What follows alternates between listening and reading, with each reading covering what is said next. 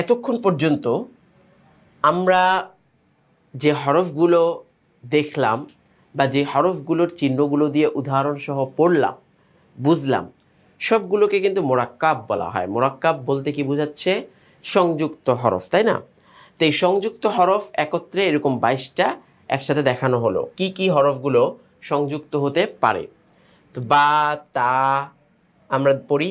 বা, এই যে তা, সা, নুন, ইয়া, ফা, সিন, শিন, সদ, দদ, ত, জ, জিম, হা, খ, আইন, গইন, লাম, কাফ, হা, মিম। এই যে 22টা হরফ এখানে রয়েছে, এই হরফগুলোকে সংযুক্ত করা যায়, মানে একটা আরেকটার সাথে লাগানো যায়, বা এটা যে সমস্ত হরফগুলোর সাথে লাগানো যায় না সেগুলোর সাথে কিন্তু মিলে আসতে পারে। কিন্তু এমন বাকি 7টা হরফ রয়েছে যেখানে স্পষ্ট রয়েছে যেগুলোকে আপনি মোরাক্কাব করতে পারবেন না, মানে ওগুলোকে কোনো একটা হরফের সাথে সংযুক্ত আপনি করতে পারবেন না, সেটাকে আলাদাভাবে লিখতে হবে যে অবস্থায় লেখেন না কেন।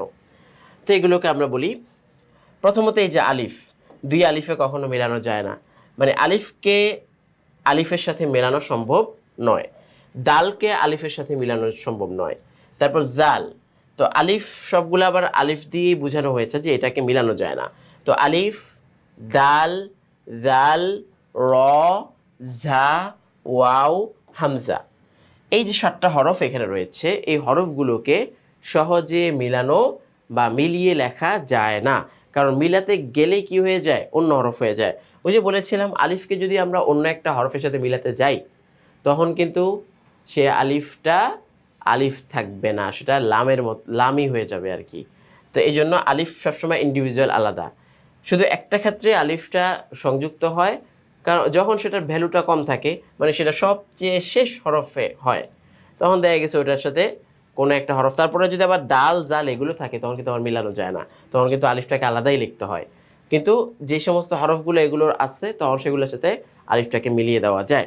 শব্দের মধ্যে আমরা কিন্তু এই সমস্ত উদাহরণগুলো আশা করি বুঝিয়ে দিব এবং আপনারা বুঝতে পারবেন। তো এই 7টা হরফ আমরা পেলাম, আলিফ, দাল, জাল, র, জা, ওয়াও, হামজা। এই হরফগুলো কখনোই অন্য হরফের সাথে সহজে মিলে আসতে পারে না, 2-4টা জায়গা ছাড়া। সেটা হচ্ছে খুবই রেয়ার এবং খুব কম জায়গা।